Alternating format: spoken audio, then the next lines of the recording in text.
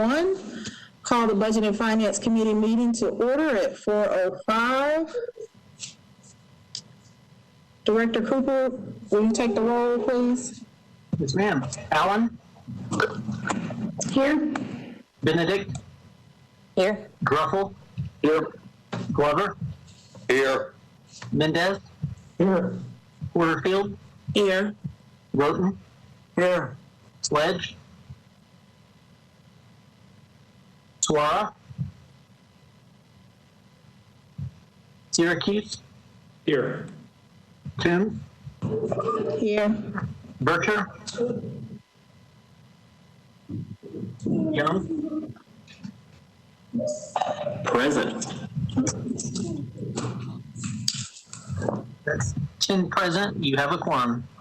All right, I'm going to read the electronic meeting motion, and I'll need a motion in a second. Pursuant to Governor Lee's Executive Order Number 71 regarding electronic meetings, I make a motion that this committee meeting agenda constitutes essential business of the Metropolitan Council and that meeting electronically is necessary to protect the health, safety, and welfare of Tennesseans in light of the COVID-19 outbreak. So moved. Second. It's been properly moved and seconded. Director Cooper, can I get a roll call vote, please? Allen? Aye. Benedict? Aye. Gruffle? Aye. Glover? Aye. Mendez? Aye. Porterfield? Aye. Roten? Aye. Syracuse? Aye. Toombs? Aye. And Young? Aye.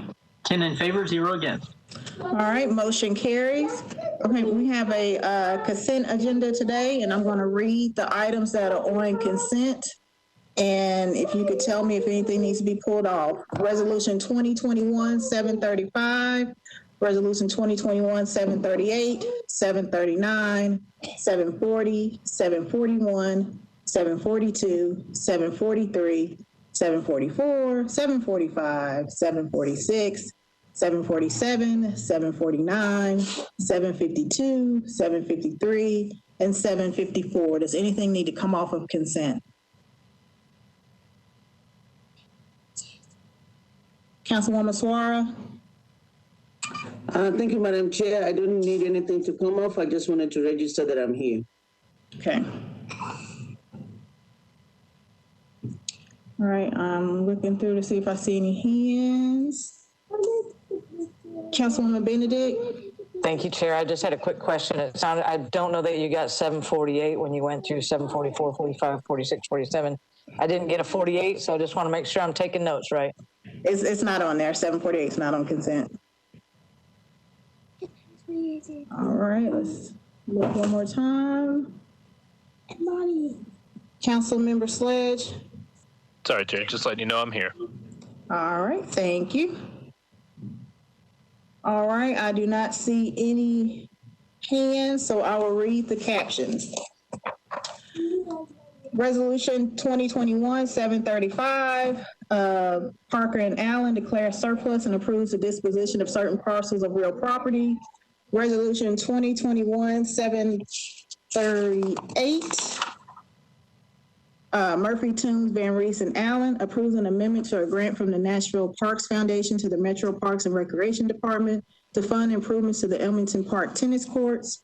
Resolution 2021-739, Toombs and Van Reese approves a grant package from the Friends of Warner Parks to the Metro Board of Parks and Recreation to continue funding staff positions and copier costs. Resolution 2021-740, Withers, Toombs, and Van Reese approves an in-kind grant from the Friends of Shelby Park and Bottoms to the Metro Board of Parks and Recreation to provide golf course design services for tree replacement caused by the March 2020 tornado. Resolution 2021-741, Toombs, Taylor, and Allen approves a sub-recipient grant agreement between the Metro Development and Housing Agency and the Metro Department of Social Services for one-time payments of first month's rent and security utility deposits on behalf of homeless persons obtaining housing through various campaigns. Resolution 2021-742, Toombs and Gamble approves an application for a hazardous materials emergency preparedness grant from the Tennessee Emergency Management Agency to Metro Government. Resolution 2021-743, Toombs and Gamble, approves an intergovernmental agreement between the Metro Police Department and the Williamson County Sheriff's Office for the distribution of state grant funds to assist with investigations of internet crimes against children. Resolution 2021-744, Toombs and Gamble, approves an intergovernmental agreement between the Metro Nashville Police Department and the Tennessee Association of Chiefs of Police for the distribution of state grant funds to assist with investigations of internet crimes against children. Resolution 2021-745, Toombs and Gamble, approves an intergovernmental agreement between the Metro Police Department and the City of Spring Hill Police Department for the distribution of state grant funds to assist with the investigations of internet crimes against children. Resolution 2021-746, Toombs and Gamble, approves an intergovernmental agreement between the Metro Police Department and Dixon County Sheriff's Office for the distribution of state grant funds to assist with investigations of internet crimes against children. Resolution 2021-747, Toombs and Gamble, approves an intergovernmental agreement between the Metro Nashville Police Department and the City of Cookeville Police Department for the distribution of state grant funds to assist with investigations of internet crimes against children. Resolution 2021-749, Toombs, authorizes the Metro Department of Law to compromise and settle the personal injury claim of Bruce Conrad against Metro government in the amount of $11,000. Resolution 2021-752, Toombs and Nash, approves an amendment to an agreement between Metro government and the City of Brentwood to extend the term of an agreement for a period of 1 year. Resolution 2021-753, Toombs, authorizes the Metro Department of Law to compromise and settle the property damage claim of Hannah Anki against Metro in the amount of $25,342.90. Resolution 2021-754, Toombs, authorizes the Metro Department of Law to compromise and settle the property damage claim of the Noblesville College Grove Utility District against Metro in the amount of $70,503.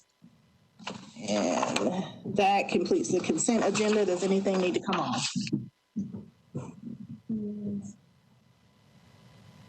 I do not see any hands. Can I get a motion?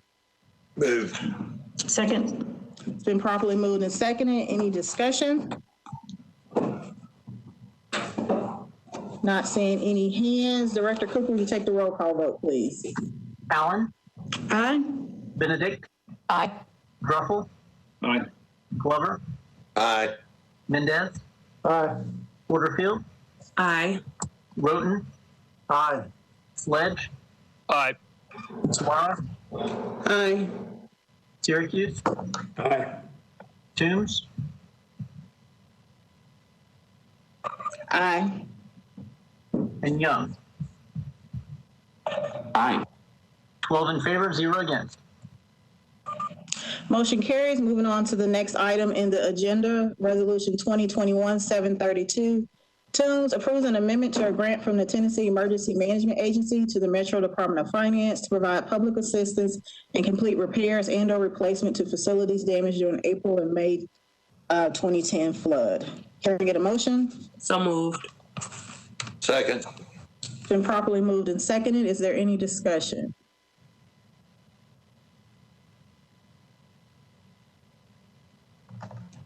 All right, seeing no hands, Director Cooper, will you take the roll call vote, please? Allen, Aye. Benedict, Aye. Gruffel, Aye. Glover, Aye. Mendez, Aye. Porterfield, Aye. Roten, Aye. Sledge, Aye. Suara,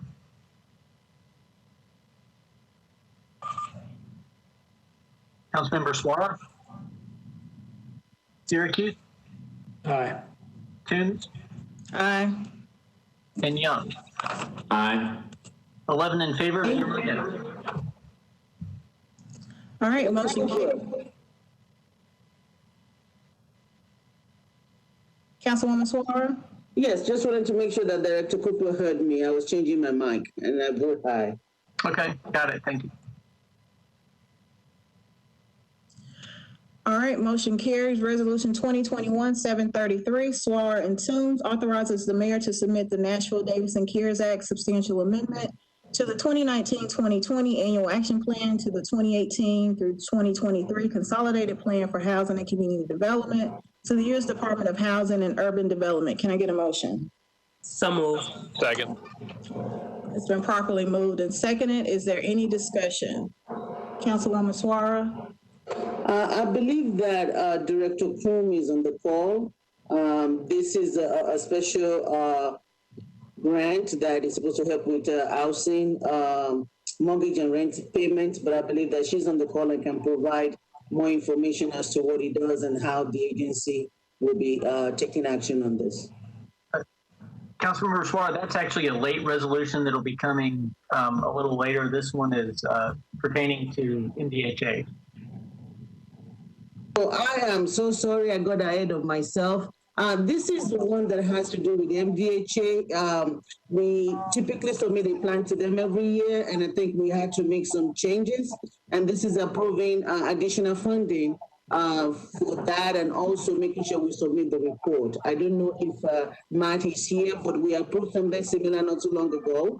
And so this is just in the same line, just saying that the action plan that we submitted, we need to revise it because we're getting more additional money to do some stuff. So that's all this does. Sorry about the mix up. Councilman Glover? Cooper, just so I read the analysis on this.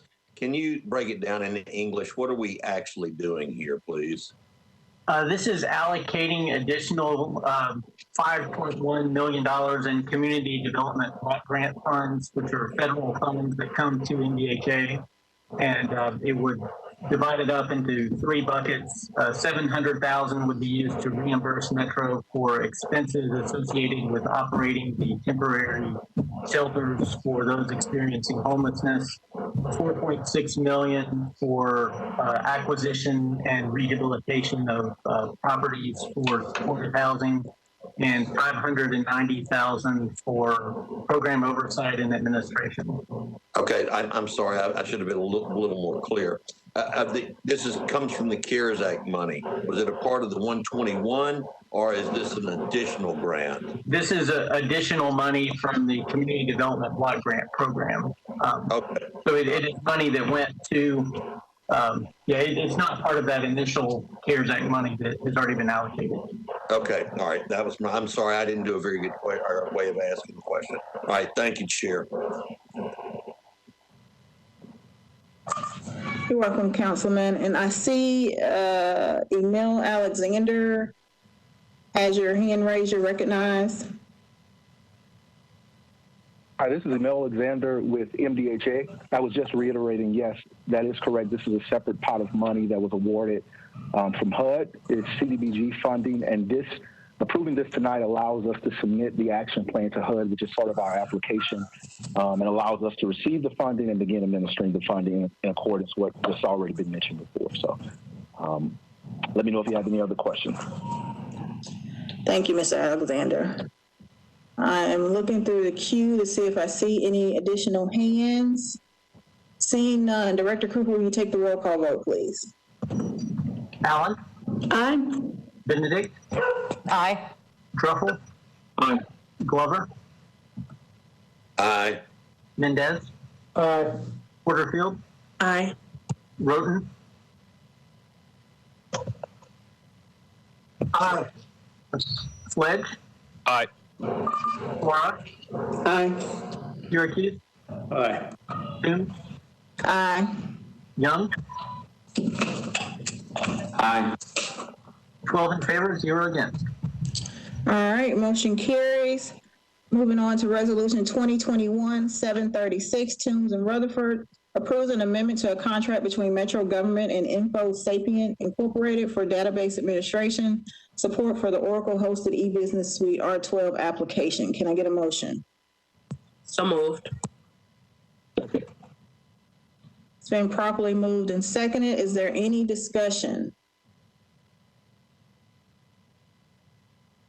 Seeing none, Director Cooper, will you take the roll call vote, please?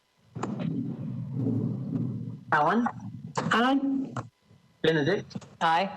Truffle? Aye. Glover? Aye. Mendez? Aye. Porterfield? Aye. Roten? Aye. Sledge? Aye. Suarez? Aye. Syracuse? Aye. Toombs? Aye. Young? Aye. 12 in favor, 0 against. Motion carries. Moving on to Resolution 2021-737, Toombs and Van Reese. Approves an application for a major cultural institution grant from the Tennessee Arts Commission to the Metro Nashville Arts Commission to provide general operating support. Can I get a motion? So moved. Second. It's been properly moved and seconded. Is there any discussion? I do not see any hands. Director Cooper, will you take the roll call vote, please? Allen? Aye. Benedict? Aye. Truffle? Aye. Glover? Aye. Mendez? Aye. Porterfield? Aye. Roten? Aye. Sledge? Aye. Suara? Aye. Syracuse? Aye. Toombs? Aye. Young? Aye. 12 in favor, 0 against. Motion carries. Moving on to Resolution 2021-748, Toombs and Gamble. Approves a grant from the United States Department of Justice to the Metro Nashville Police Department to purchase bulletproof vests for law enforcement personnel. Can I get a motion? So So moved. moved. Second. It's been properly moved and seconded. Is there any discussion? All right, seeing none. Director Cooper, will you take the roll call vote, please? Allen? Aye. Benedict? Aye. Truffle? Aye. Glover? Aye. Mendez? Aye. Porterfield? Aye. Roten? Aye. Sledge? Aye. Suara? Aye. Syracuse? Aye. Toombs? Aye. Young? Aye. 12 in favor, 0 against. Motion carries. Resolution 2021-750, Young, Toombs, Murphy, and Nash approves an amendment to an agreement between the Tennessee Department of Transportation and Metro Public Works for construction of a complete street project on Gallatin Pike from Altaloma Road to Liberty Lane. And we do have a letter from the sponsor asking for approval. Can I get a motion? Moved. Moved. Can I get a second? Second. It's been properly moved and seconded. Is there any discussion? Seeing none, Director Cooper, will you take the roll call vote, please? Allen? Aye. Benedict? Aye. Truffle? Aye. Glover? Aye. Mendez? Aye. Porterfield? Aye. Roten? Aye. Sledge? Aye. Suara? Aye. Syracuse? Aye. Toombs? Aye. Young? Aye. 12 in favor, 0 against. Motion carries. Resolution 2021-751, Toombs and Nash approves an amendment to the contract between Metro Public Works and BFI Waste Services, LLC, to extend the contract by 5 years and update the per ton charge for municipal waste and amend certain other parts of the contract. Can I get a motion? So moved. Second. It's been properly moved and seconded. Is there any discussion? Councilwoman Allen. Thank you, Madam Chair. If I could just get someone to explain why the dollar per ton fee is not just following the regular 2.5% annual escalation, and then also how does this cost compare with what we've been paying in the past? All right. Director Cooper, is there someone from Public Works on the call? There's one. Yeah, this is Sharon Smith. I see. Ms. Smith, you're recognized. Thank you. I appreciate those questions, Councilmember Allen.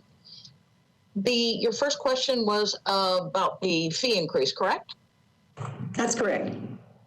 Okay, so this contract is sort of maybe one of the more, well, definitely one of the most unique contracts I've worked with. This contract actually started with it being drafted in 2019 and then actually went to, in 1999 and then went to council in 2001. So this is a very old contract that these folks were locked into a 2.5% increase, which was all that they could go up over the past, so far, 19 years, and we've got one more year on this before the first term, the initial term is up. So part of the problem that you can imagine that's happened through the last 19 years is there have been fuel increases, fuel cost increases, labor cost increases, the transportation to and from the transportation of the landfill that have grown, sometimes probably in the 2.5% and many times above it.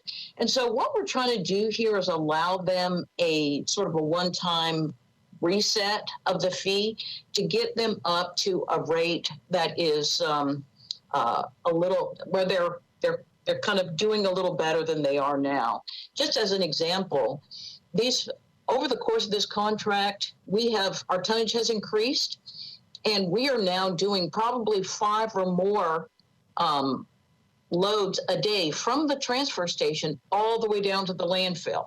So that is, the big transport truck that comes in that can carry way more waste than our little trucks can. It transports it to the landfill.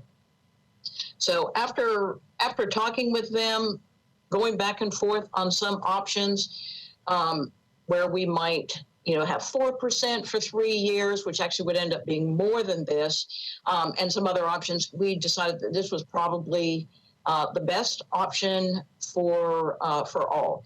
And the current rate is actually the rate for next year is going to be in the $40 range. So it's actually about a 7% increase from what it will be in 2022 to what it will be in 2023. Thank you for that. And then my other question was about sort of the total cost. I noticed in the old contract, it looked like we had a minimum amount that had to be delivered, and then the cost per ton went up. So with this change, it appears that there is no longer a minimum amount, which seems like a good thing. And does that ultimately give us the opportunity to save money with this new arrangement?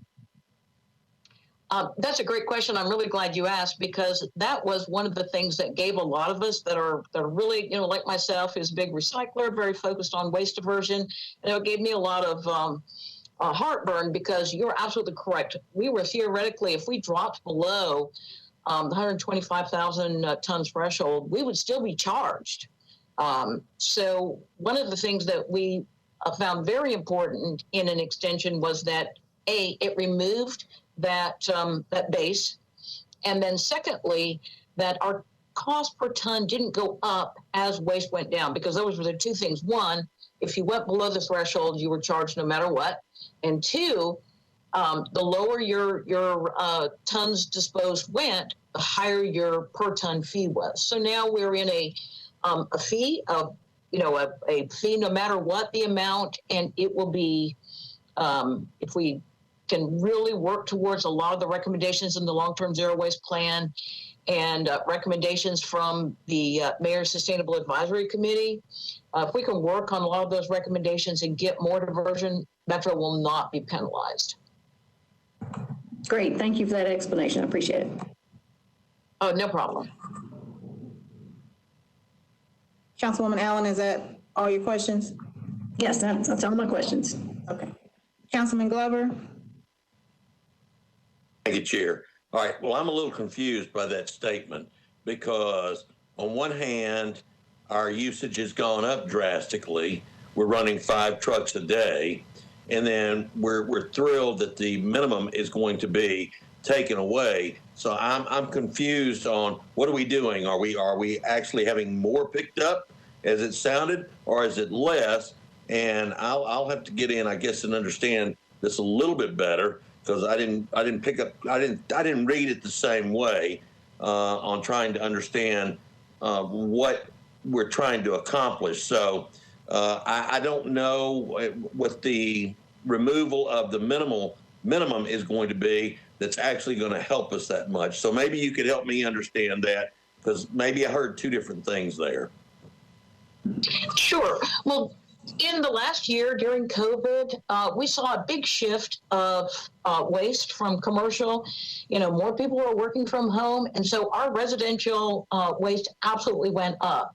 And it's something that it's difficult to know once COVID is in our rearview mirrors. Will that shift or not? So we have seen an increase in the last year without any doubt that I don't think any of us ever imagined this would happen. At the same time, we are working to increase waste diversion from landfills through recycling. We're working very much on an initiative started by several mayors from Mayor Berry and also Mayor Briley, and is being embraced by the current administration, which is looking for ways to divert organic material. About 30% of what we're landfilling is food waste and things that could be diverted. And there are a lot of discussions going on with the National Food Waste Initiative and Public Works. The National Food Waste Initiative is a nationally funded program to help divert food waste. So on one hand, I get your point. We may not, in the next 5 years, drop to the threshold that we had before.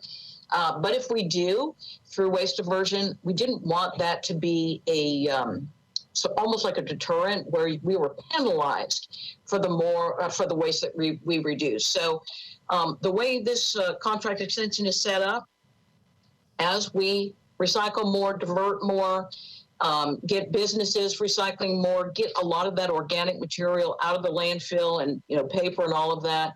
If it were to drop below the threshold, in the original contract, we would have to pay the full amount no matter what up to that threshold. But now, as we reduce our waste, we don't have to. There wouldn't be a penalty. But at the same time, as I mentioned, our disposal tons have gone up during COVID. Okay. All right. Thank you, Chair. All right. Thank you, Councilman Glover. Councilwoman Allen, your hand's still up. Did you have additional questions? All right. I do not see any other hands. Director Cooper, will you take the roll call vote, please? Allen? Aye. Benedict? Aye. Druffel? Aye. Glover? Aye. Mendez? Aye. Porterfield? Aye. Roden? Aye. Sledge? Aye. Suara? Aye. Syracuse? Aye. Toombs? Aye. Young? Aye. 12 in favor, 0 against. Motion carries. We are on to our late file resolution by Councilmember Suara. Approves mayoral conditional approval and acceptance of a local government emergency rental assistance grant from the U.S. Department of the Treasury to the Metro Action Commission to be used for emergency rental assistance. Can I get a motion? So moved. Second. It's been properly moved and seconded. Councilwoman Suara?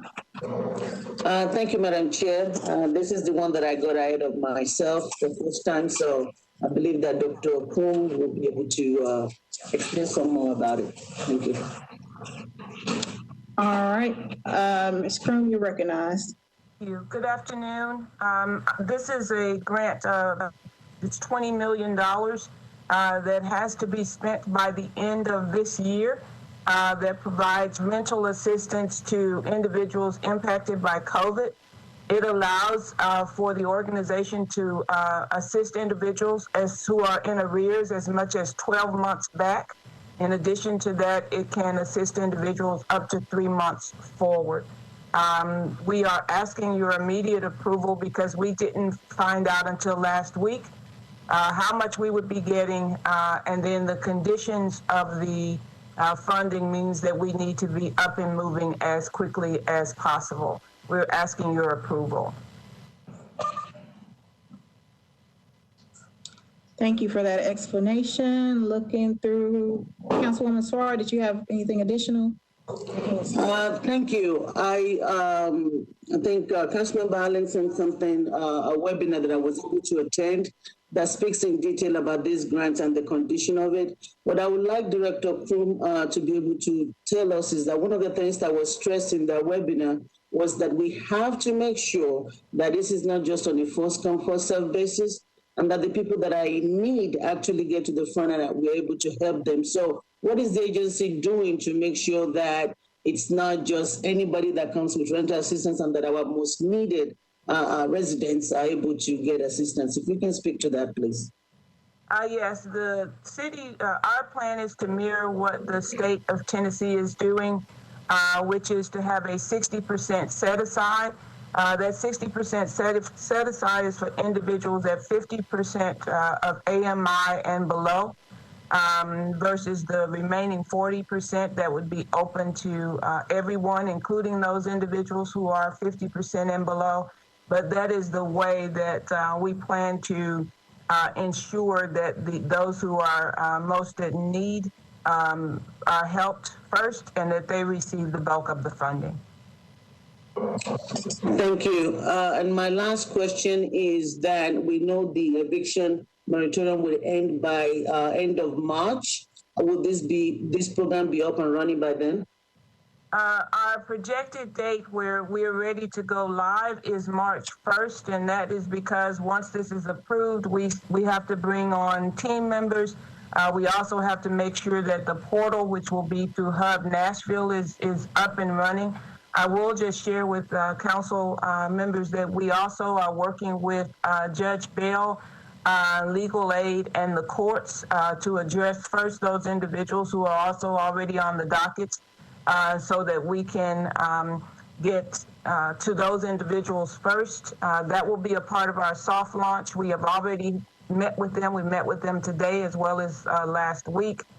We also have a meeting scheduled with landlords tomorrow for those who may be intending to or have people that they are planning to move toward eviction on, so that we can try and address limiting the evictions that are possible for many of the people that we serve.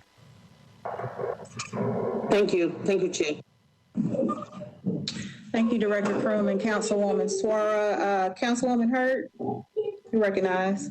Thank you, Madam Chair. I certainly appreciate you giving me an opportunity to speak, being that I'm not a member of the committee. But I want to thank Dr. Krum and her entire team. A lot of the individuals that they serve are people that we serve every day in my day job. And they are many on fixed incomes, and many of them have been laid off due to the pandemic. And in that North Nashville community, you have about 80% of those individuals who were affected by the tornado were renters.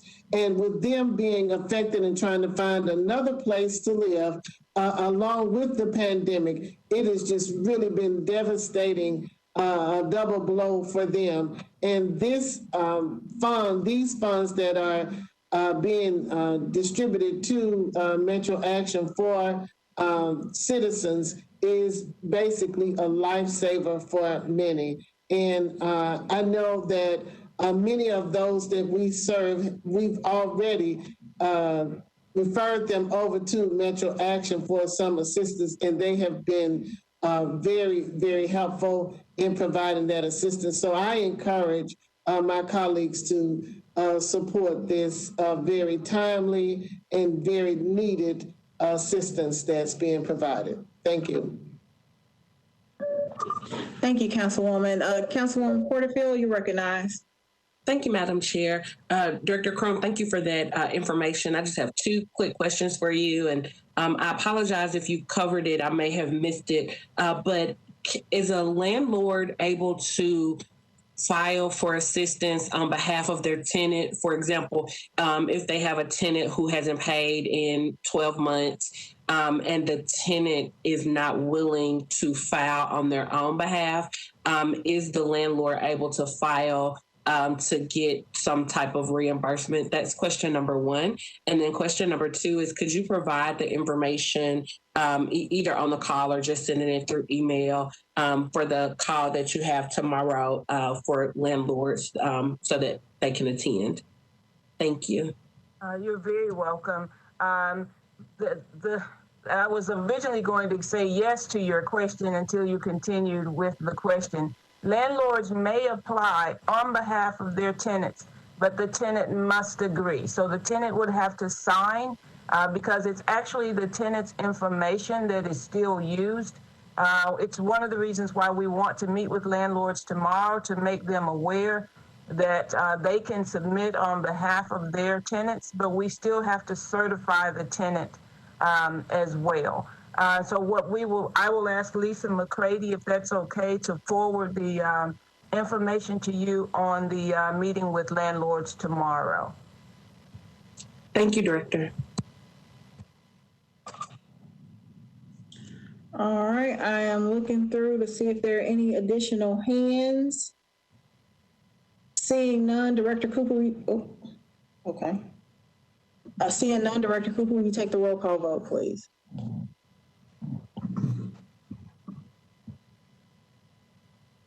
Councilmember Allen? Aye. Benedict? Aye. Druffel? Aye. Glover? Aye. Mendez? Aye. Porterfield? Aye. Roten? Aye. Sledge?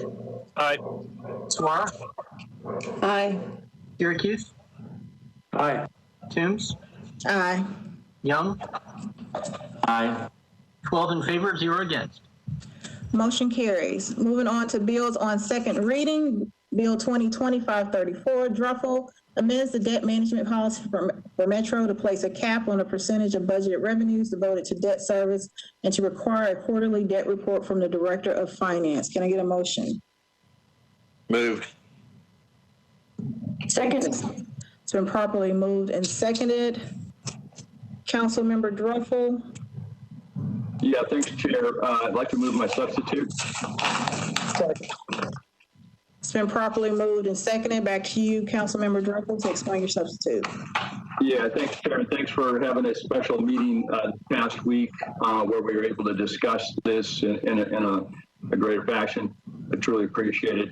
The greater change with the substitute is taking the cap off of the budget or debt so that originally I had a 17% cap.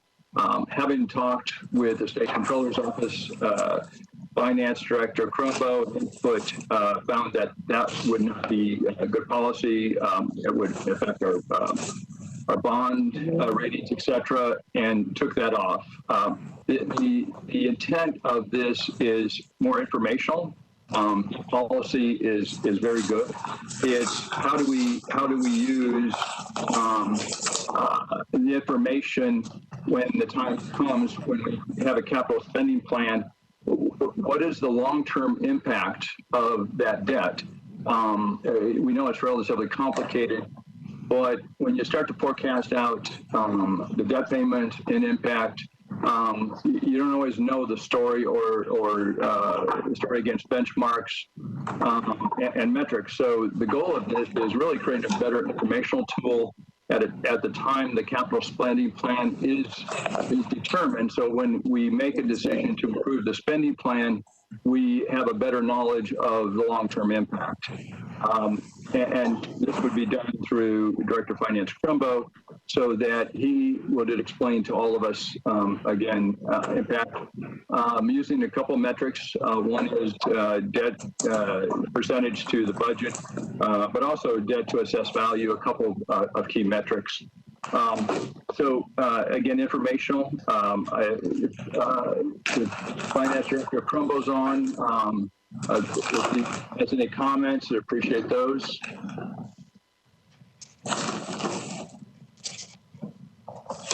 Yeah. Chair, would you like for me to provide some color here?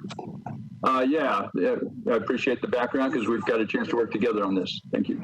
Yeah, thank you. I'm glad to do that. And I think for those who attended the meeting few days ago. This may be a bit of a repeat, but Councilman Druffel has made clear his objectives here is very informational. Just wants to make sure that the council and the public are well informed as we go about these capital spending plans. And so what we talked through is that when the bill was originally drafted, the language there would, step on some regulation and some bond covenants and so forth.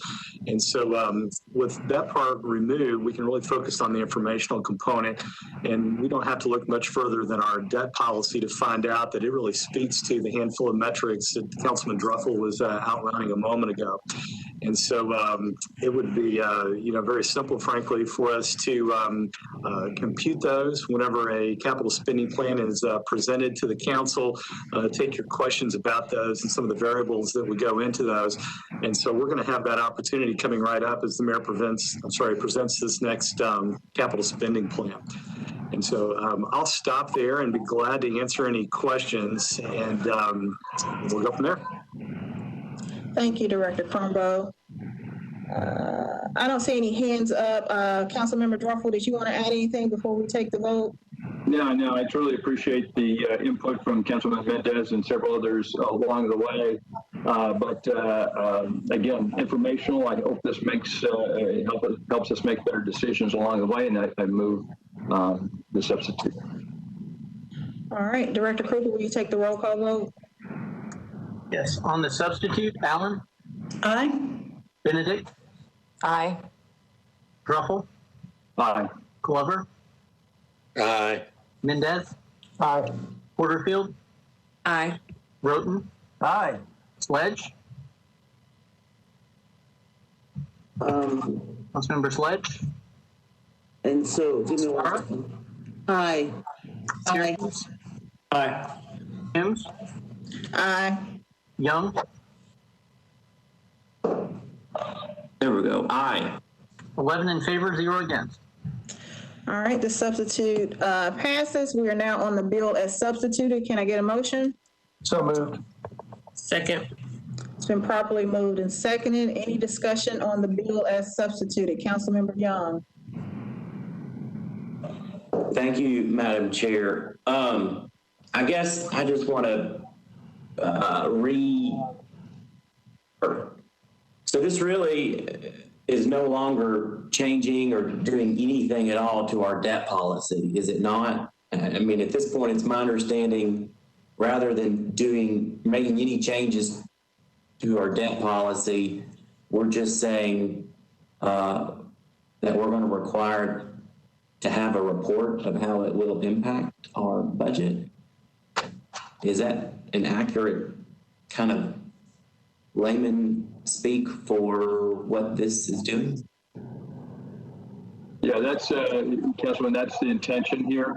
Is a lot of times we'll provide or we'll approve bonds or spending plans in entirety, not anticipating the long-term impact of that. And you can see as the debt cost as a percentage of the operating budget has grown, this just gives us a better framework to understand long-term implications. Yeah, and to answer your question, yes. Councilman Young, you have any additional? Councilwoman Allen and then Councilman Mendez.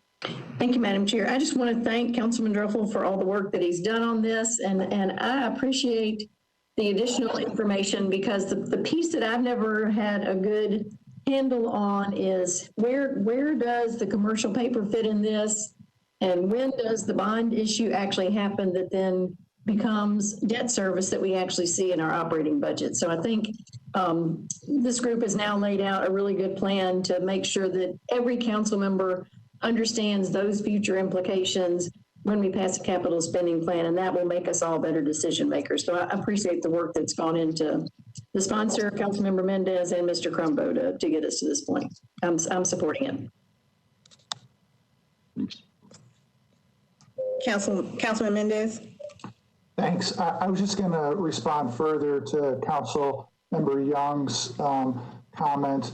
The short answer is yes, but the more full answer is that over the course of about three and a half years now, the council between last term and this term has dramatically improved the debt management policy and the procedures for the capital spending plan. I think, and I think we heard Councilmember Druffel say this earlier. He talked straight to the comptroller's office. Our debt management policy isn't a problem. It's appropriate as it's currently drafted.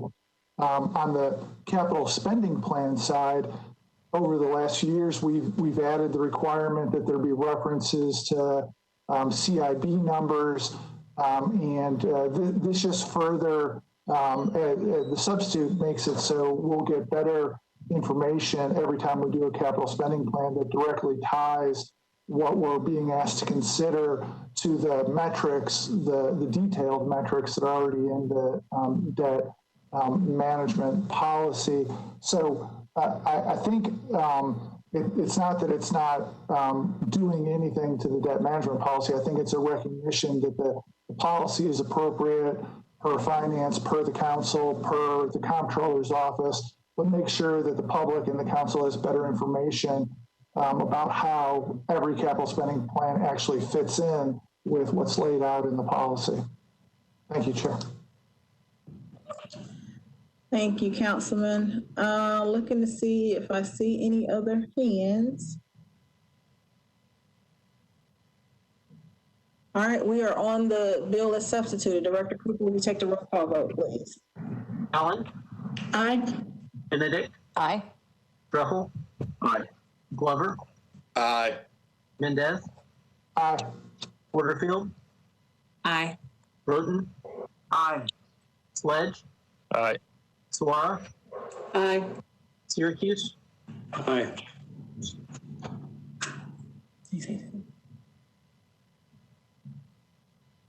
Councilmember Toombs? Aye. Young? Aye. 12 in favor, 0 against. Motion carries. BL 2025-86, Toombs, Styles, and others, amends ordinance number BL 2014-688 to reverse the Metro Council's determination that the provision of long-term medical care is obsolete and unnecessary as a governmental function, directing that certain actions be taken regarding the preservation of the licensed beds at the Bordeaux Long-Term Care Facility and appraisals of the Bordeaux Long-Term Care and J.B. Knowles Home for the Aged Facilities, and requesting the creation of a long-term plan for the J.B. Knowles Home Facility. Can I get a motion? Moved. Second. It's been moved and properly seconded. Do you have any discussion on the bill? And would the sponsor like to be recognized? Yes, thank you, Madam Vice Chair. I'd like to move my substitute, please. Second. So moved. Would you like to discuss the substitute now, Councilmember Toombs? Sure. So my substitute, it makes some tweaks to the recitals. It also deletes the previous language of Section 1, renumbering the rest. It clarifies that since the license for Bordeaux Long-Term Care Facility has already been placed on inactive status, that whatever fees that go along with that will be paid out of the operating budget. Also clarifies who is going to create the plan. That's in the new Section 3, that the administration is going to work with the operator of nodes to submit a 5-year plan to the council. That plan is due within 180 days of the completion of a RFP process with a successful bidder for the continued operation of nodes, or within 1 year of the effective date of this ordinance, whichever occurs first. It also puts in language, if there's no successful bidder, that the administration shall, within 1 year of the effective date of the ordinance, submit a 1-year plan that includes the information required in Section 2, which is the value of the real property, physical building, and license to operate as an assisted living facility for nodes, as well as a statement regarding whether the administration recommends A, the cessation of services at nodes, B, intends to continue to seek a new operator, and if so, its plan for selection of the new operator, or C, other recommendations for continued operations at the facility sites. And that language was crafted in cooperation with the administration. So with that, I'd ask for the committee to approve the substitute. Thank you, Madam Chair. Councilmember Mendez, you're recognized. Thanks, Vice Chair. Last time we heard from the administration that they were working with Councilmember Toombs, and we just heard Councilmember Toombs talk about working with the administration. I appreciate that on both sides. I'm wondering whether we could hear from the administration about their thoughts about the substitute. Thank you so much. Can you hear me? You are recognized. Thank you so much, Madam Chair, and Councilman Mendez and Councilor Toombs. And yes, Councilman Mendez, we've had several very productive discussions with Councilmember Toombs and greatly appreciative of her efforts. We had some initial concerns about who was going to prepare the long-term plan and the obligations, the timing of that. She crafted brilliant language that works for all interests. Also made adjustments, as you heard her describe, regarding the efforts that have already been made regarding the preservation of the license and other aspects at Bordeaux. So we're in support of the substitute and grateful to Councilmember Toombs for her work with us. Me too. Thanks, Mr. Jameson. No more questions, Vice Chair. Thank you so much, Councilmember Mendez. I'm scrolling through the queue. Councilmember Roten, you're recognized. Thank you, Madam Vice Chair. Mr. Jameson, are you still on the line? Yes, sir. I just had a question. Are we paying if we pass this? Are we paying per resident a certain amount, or are we paying a certain amount to Knowles every year? Well, I believe it's based on the occupancy level, and don't hold me to this, but I can get this information to you. They have approximately capacity of just over 100, maybe 105 beds, if you will. The pandemic has been hard on all facilities. They're at roughly 50 now. And their per patient calculation, it's somewhere in I think it's roughly 3,000. But let me actually chase that number down and get it to you and the other council members. Well, I mean, it's my understanding we're paying about $2 million right now for 50 residents. The total annual subsidy is $2 million for Knowles. So about 40,000 per resident. I think that's correct. All right, and do we know what the average price is of an assisted living facility throughout Davidson County? I mean, it's expensive. I haven't done that math yet. I can gather that information if you'd like. Well, I kind of want to know what the figures are before I vote on something and kind of see where we're looking at going long term as far as how much we're paying per bed, what the average price is throughout Davidson County. I mean, this is the only one that we're subsidizing. I don't want to be subsidizing double what some other beds throughout Davidson County. And so I guess I'll just have to abstain if we're going to take a vote on this today. I don't want to speak for the sponsor, but I don't believe this particular ordinance really has to do with the subsidy or amount thereof or how it would compare to other privately owned facilities. I think this is, and again, Madam Toombs, I don't mean to speak for you, but this was really about addressing the Knowles home, some concerns about what became of Bordeaux, that in this instance, there is actually a long-term plan. And that long-term plan, as you heard Councilmember Toombs say, might be as a continued assisted living facility, or it's something else, if that's what the council and the market, if you will, dictates. But I don't know that this holds you to any particular subsidy, and understand your questions, and I think they're good questions. I don't know that should militate against support of this ordinance. Now, there's another issue. I think it's my understanding the state passed a law within the last, I don't know when it was, about residents if they're on, whether it's I don't know if it's Medicaid or maybe someone can help me here. They passed a law that if they're at the assisted living facility and they begin to need a higher level of care, they can stay at the assisted living facility. Is that correct?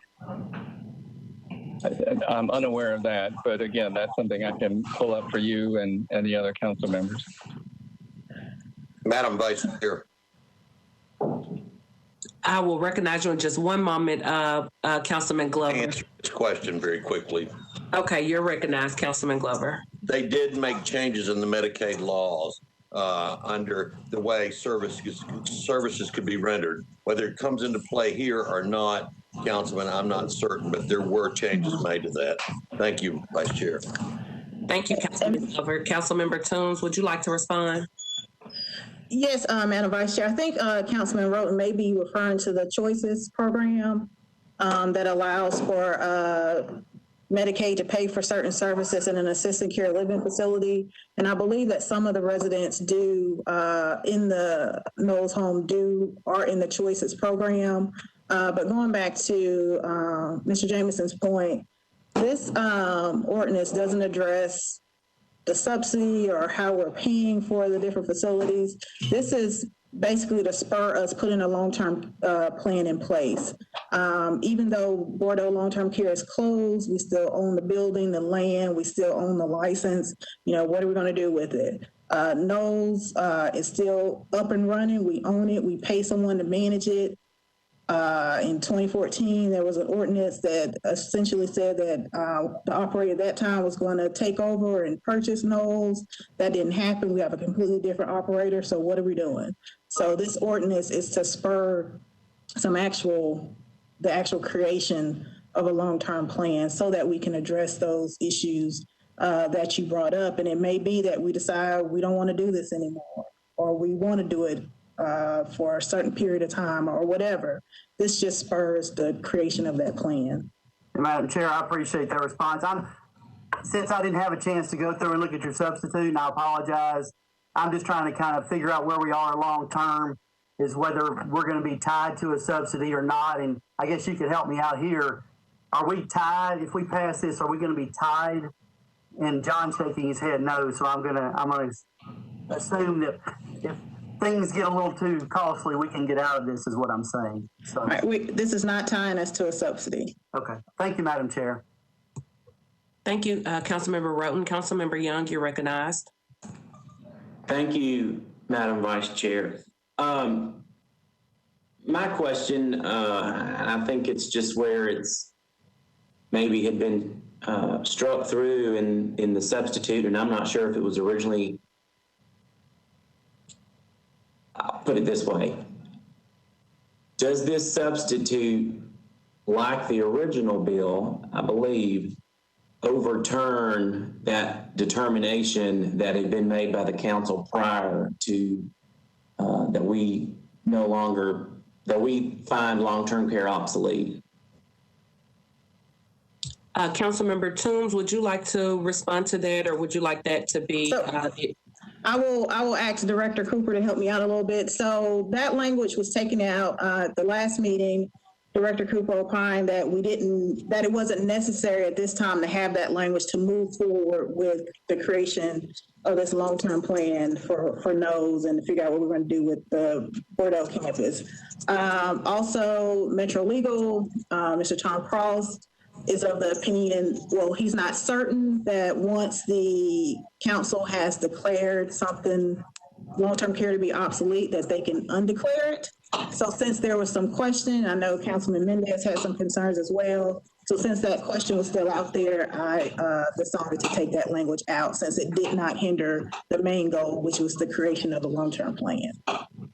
Okay, thank you. Yeah, I knew that had been part of the conversation, and I just wanted to verify where we were at with this. But thank you, Madam Vice Chair.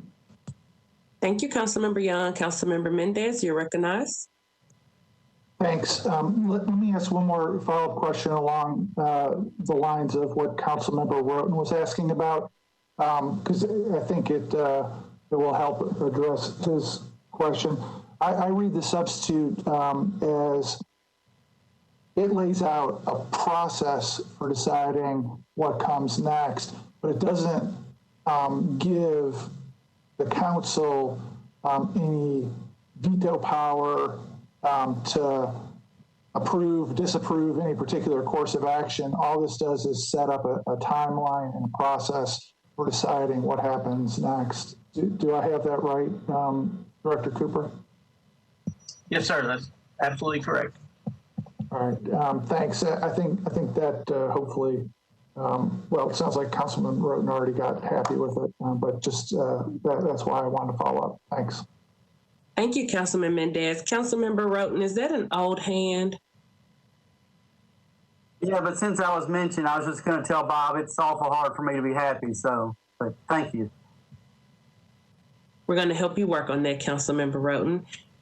Seeing no other hands in queue, last call for any discussion. No other hands in queue. Director Cooper, could you please take a vote on the substitute? Allen? Aye. Benedict? Aye. Druffel? Aye. Glover? Aye. Mendez? Aye. Porterfield? Aye. Roten? Aye. Sledge? Suara? Aye. Syracuse? Aye. Toombs? Aye. Young? Aye. 11 in favor, 0 against. Thank you, Director. The substitute was approved. So now we will be discussing the bill as substituted. Is there any discussion? Move the bill as substituted. Second. Thank you, Madam Chair. I got a little bit ahead of myself. So now that it's been properly moved and seconded, is there any discussion on the bill as substituted? Seeing no hands in queue. Director Cooper, could you take the vote, please?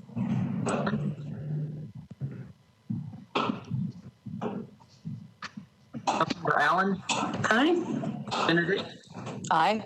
Druffel? Aye. Glover? Aye. Mendez? Aye. Porterfield? Aye. Roten? Aye. Sledge? Suara? Aye. Syracuse? Aye. Toombs? Aye. Young? Aye. 11 in favor, 0 against. Motion carries. Thank you, Director Cooper. Bill 2021-613, Toombs, Nash, Allen, Hancock, O'Connell, Sledge, and Syracuse approves a contract between the Metro Water and Sewerage Services and Lightwave Solar LLC for the design, construction, operation, management, and administration services related to photovoltaic solar facilities located at Central Wastewater Treatment Plant, Whites Creek Wastewater Treatment Plant, and Omahandra Water Treatment Plant. Can I get a motion? So moved. Second. It's been properly moved and seconded. Is there any discussion? Seeing none, Director Cooper, will you take the roll call vote, please? Allen? Aye. Benedict?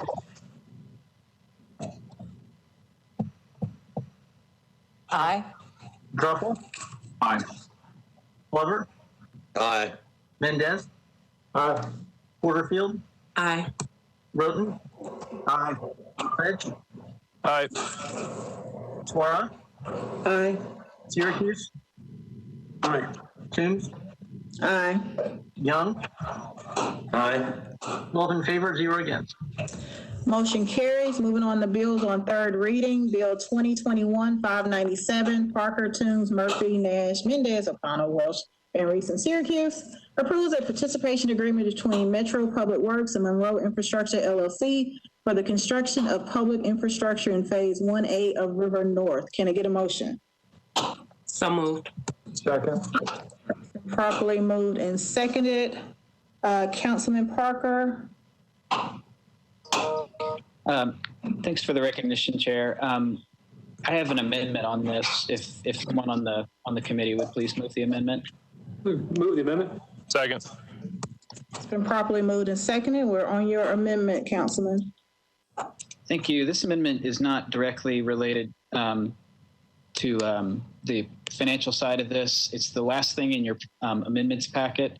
It simply rearranges two elements of the street design, reducing the lane widths on River North Boulevard, the interior lane width from 12 foot to 10 foot, as well as separating the cyclist and pedestrian facilities on Marine Drive. I'm happy to answer any other questions about that amendment. All right. Is there any further discussion on the amendment? Seeing none, Director Cooper, will you take the roll call vote on the amendment? Allen? Aye. Benedict? Aye.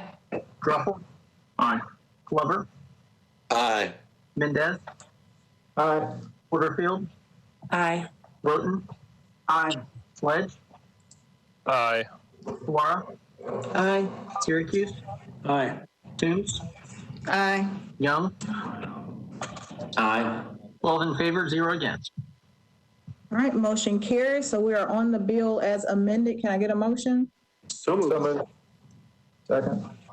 Been properly moved and seconded. Is there any discussion?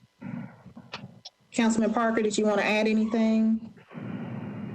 Just wanted to note there was some discussion in the last budget hearing around this.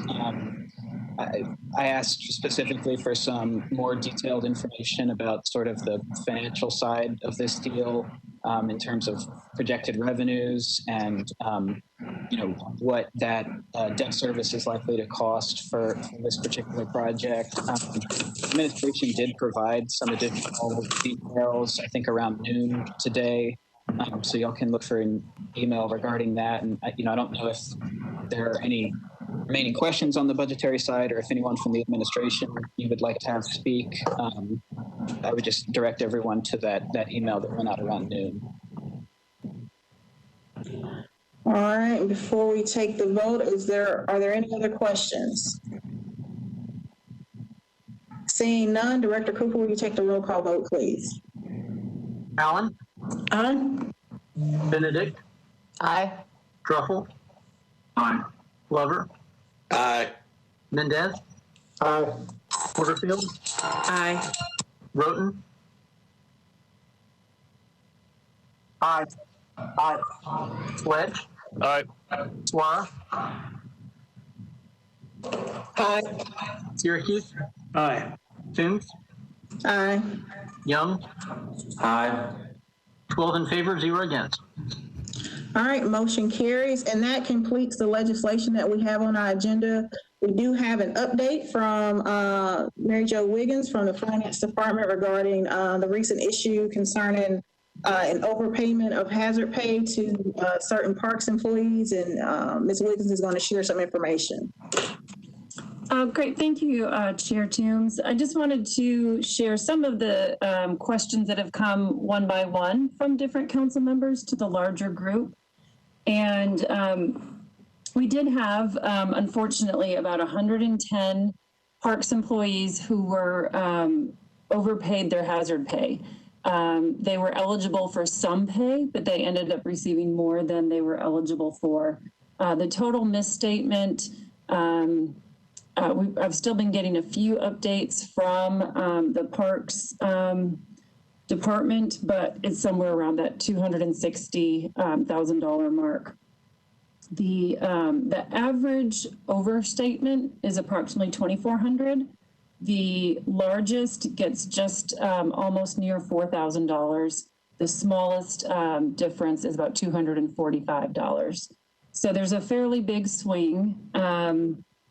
The reason for the overpayment is that the hours submitted included all of the hours worked by that particular employee.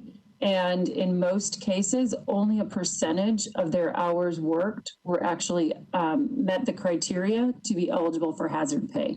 That was not unlike other departments throughout Metro where based on that employee's role and responsibility, not 100% of their hours were deemed to meet all of the criteria. So therefore, if it was a certain number of hours a week or a percentage of their hours, That was what was reviewed and approved based on the criteria.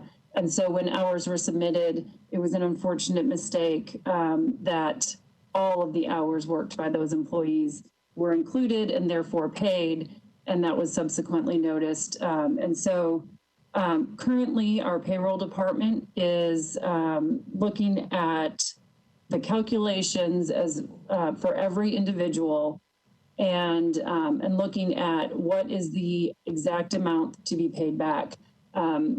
Part of their research and complex, the complexity of it is that we want to make sure we get the tax effect right. So we are determining the proper guidelines by IRS rules of recouping those funds. And then we can communicate the exact amount to the employees. We do not anticipate starting that recoupment until March. We want to make sure we have exact process, the exact numbers, and ample time to let the employees know that those deductions will begin. And then we will also extend the time to recoup those overpayments to the longest time that it takes for us to make sure that we are not putting an undue burden on these employees. So that may look like we believe that will extend it beyond calendar 21, that we will actually go into calendar 2022 to finish the recoupment just based on the amounts that could be collected back and having that even over pay periods that would not create an undue burden. In total, the hazard pay program, we were able to provide hazard pay to almost 4,500 Metro employees. The gross pay to those employees was over $17 million. We are also incurring, payroll taxes and our pension benefit on that for a total of $21.5 million. If you recall, the hazard pay was estimated at $20 million.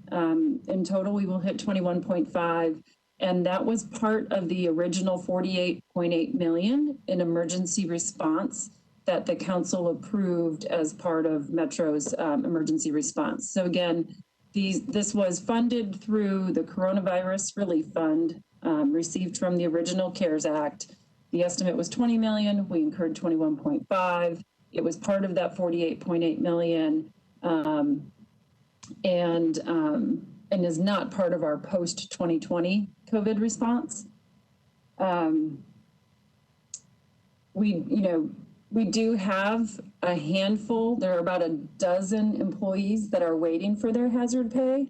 They have been notified. It was, again, we had some departments that forgot to include certain individuals. We had departments that, may have shorted hours, but we did have communications with those that as soon as our IRS filings were complete, which is today, that we would go back and complete those payments to those employees. So that is the general overview of our hazard pay, where we are moving towards from the corrections. Happy to answer any questions.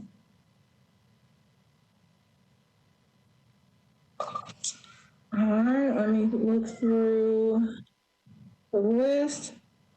Councilwoman Porterfield. Thank you, Madam Chair. And Ms. Wiggins, thank you so much for sharing that information with us. It is very, very unfortunate that this has happened. My concern is for the employees that are being asked to pay this back.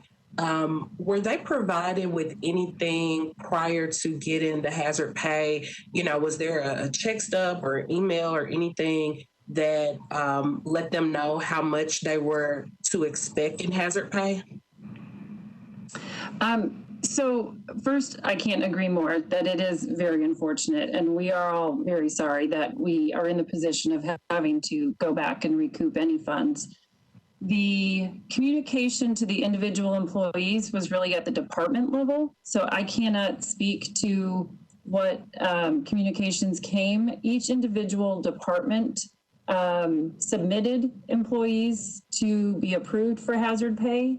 And then when employees were approved, that information was sent back to the department heads for communication. So I don't want to speak for Parks or for any of the employees, but there was not any overall communication either from payroll or Metro-wide that indicated this is what you're going to receive. That would have been up to the departments to communicate. Thank you for clarifying that. My concern is that, if I know that I'm working during the pandemic and I was told that I was getting hazard pay and that someone was submitting hazard pay on my behalf, and then I get a check with an extra amount of money on it, if I didn't know what to expect, I would have no way of knowing that maybe that was an error. So if my check was an extra $250 or $2,000, I don't know, that was an error. And with this money coming right before the holidays, I'm very sure that many people, likely spent that money thinking that this is what they were supposed to receive. And I remember being someone that was an hourly worker. Many times we are living paycheck to paycheck. And when you've budgeted out how much money it takes to run your household, now when you are getting any type of deduction, whether that's 5 or 10%, any type of deduction can severely throw off your monthly bills if if you're not in a place where you have excess or if you don't have money saved up. So I'm really concerned with the unintentional consequence and the harm that could be our Metro employees could be subjected to by being asked to pay this back. So I say that to say, have we explored any options to not have this fall on the employees since this was no fault of their own? Have we explored any options to have this money paid back in other forms? Yes, I agree with many of your comments that you are correct. This was through no fault of their own. We did the very first thing when we knew that we had the overpayment was, we first knew from a reporting perspective with the federal funds that we definitely could not charge these overpayments to the federal funds. So we then looked at, is this something that the department could absorb? And there are really two reasons why that's not an option. The first is that there is not a pay plan within Metro that allows for any employee to receive a bonus. So essentially this would be kind of a second bonus, because for hazard pay, you had to meet the criteria. Every hour to be paid had to meet that criteria. So if we pay any hours that don't meet that criteria, it is essentially a bonus to that employee. And there is not a current pay plan within Metro that allows for a bonus to an employee. So that was an obstacle. And the second reason really has more to do with the fairness and equity of all of our Metro employees. And that is really that we unfortunately had employees who didn't receive any pay, any hazard pay. And we have others who worked hours. They came in, some of them were working not from home, but in the office, but their work and role didn't meet the criteria. So if we allow a bonus for, coming to work and working those hours, then we would have the other 5,500 Metro employees that would be able to say, hey, I came in and I worked during the pandemic also. So it's really looking at all of our Metro employees as we talk about fairness and equity. And it's also about the fact that we have some of the 4,500 that were paid that only received the portion of hours that they were eligible for. So again, you've got that group that would also say, well, hey, if they got to get payment for all, 100% of hours worked, then why shouldn't I? Mine was reduced. So it is unfortunate that we have these folks that did receive funds that now have to come back. But throughout Metro's history, we have made mistakes. And as humans, we will continue to make mistakes, not intentionally, but it will happen. And in the past, when there has been an overpayment to an employee's salary, it has been recouped. So we also have a precedence. Again, that goes back to fairness for looking at consistency. And the best that we can do is treat this with compassion.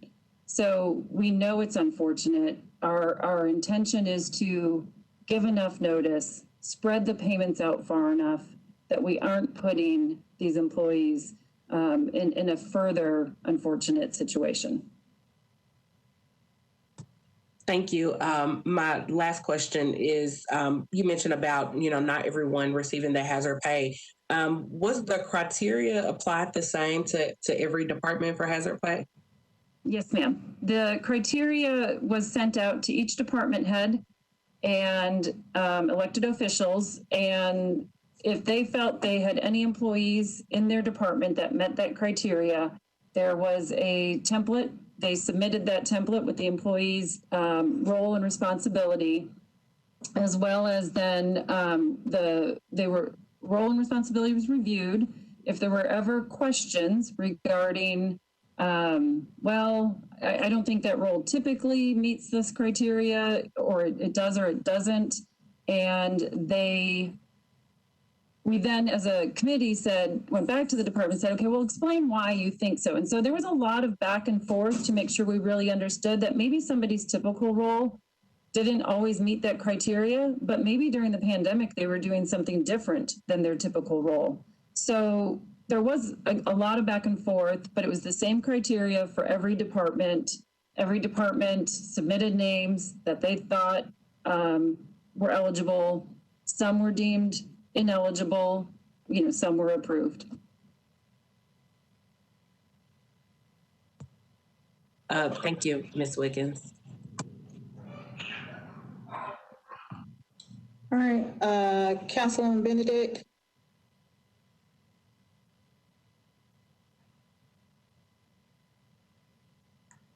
Councilwoman Benedict.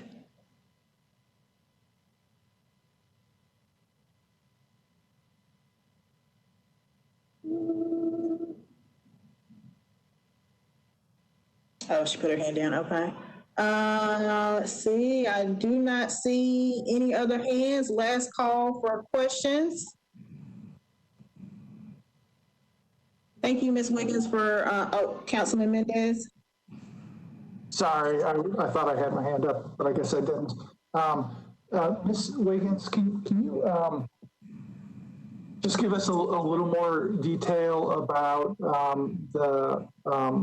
the work with individual employees to figure out what they can manage without putting pain into their family budget? And I mean, I know you mentioned it, but how much time is it going to be, and is it being individualized per person? How is that going to work? Yes. So the first thing we have to do is we have to make sure that we do this correction right. And so we really are using some legal experts with payroll taxes and IRS to make sure whether we recoup the funds net of taxes or gross wages with a tax credit. And that gets a little complicated. So we need to make sure that we have that exactly correct before we communicate. We want to make sure once we communicate with these employees, it is very clear and they will each have, exactly what their overpayment was. And then the reason I can't sit here today and tell you exactly what the time period is to recoup is that what we want to do is look at what is this person's average paycheck, so that if we think somebody's returning, $3,000, but if we do 36 paychecks, that may be too much. We may have to extend that beyond 36 paychecks. And we want to look at that in relation to what their normal recurring paycheck is. So that's the process that's going on right now, is first just to make sure that we legally know and get it right, and then look at the individual payback compared to what their average paycheck is, and then make a determination that that isn't exceeding a particular percentage or dollar amount that we think would put, somebody, just in a really challenging situation. Thanks. And is that, are those conversations going to be just one-on-one, or are y'all working with SEIU for what the guidelines are going to be? Yeah, so currently our payroll department is going through the calculations and the determination, and then we would really rely on Parks to talk to their folks one-on-one so that any questions that they have, they will really know all of the specifics.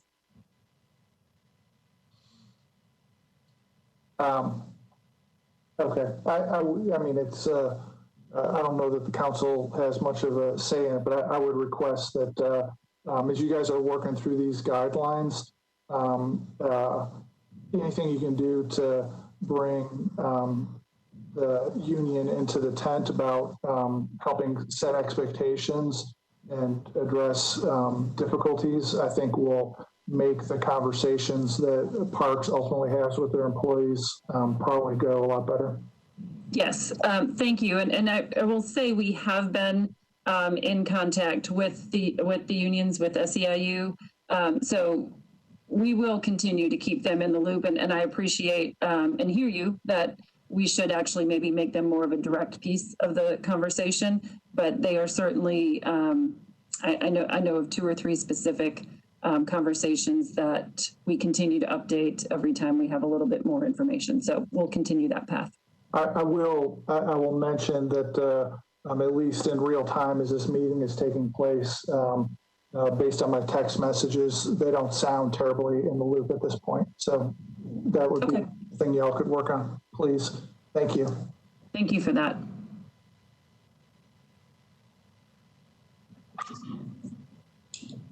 Thank you, Councilman Mendez. Scrolling through one last time, Councilman Bradford. Thank you, Chair, for recognizing me, even though I'm not in committee. My question is basically this. Back in December, when we were coming up to the deadline for CARES funding, we, approved a resolution that allowed Metro to move money around so that we could have some money set aside for this year in case we had expenses. What's the reason why maybe it's not been considered using some of that money to offset what Parks has paid out, so that one, it's not really we're not really giving a second bonus, we're just taking from that pot, repaying the Parks Department for what they overpaid. Is there a reason why that's not been considered, or can someone clarify that for me? Yes, sir. It was considered, and it is kind of part of that that extra payment to the employees. So there's a couple things. You're right. There is a post 2020 COVID reserve. That $20 million that was approved by the council was appropriated for very specific line items. Hazard pay was not one of those line items. Granted, even with some flexibility within that reserve, you would still be providing additional payment, which is getting back to that bonus.